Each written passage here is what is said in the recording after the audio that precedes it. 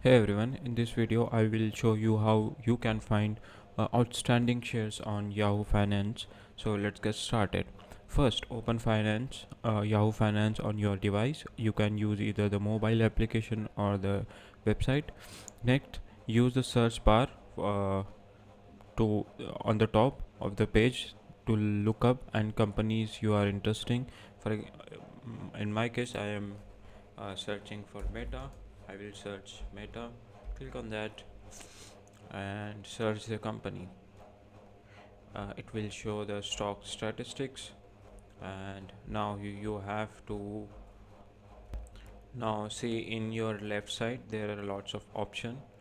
Click on the finance. After clicking, it will appear income statement in your screen. Now just head towards the balance sheet, click on that. After clicking, it will show you all his balance sheet. If you want to see the balance sheet of quarterly, you can just simply click on quarterly. It will give you all the quarterly information. So it's very easy, it's very simple, and you can also access the cash flow uh, to check. And yeah, that's it. It's very simple to find companies outstanding shares on Yahoo Finance. Thanks for watching.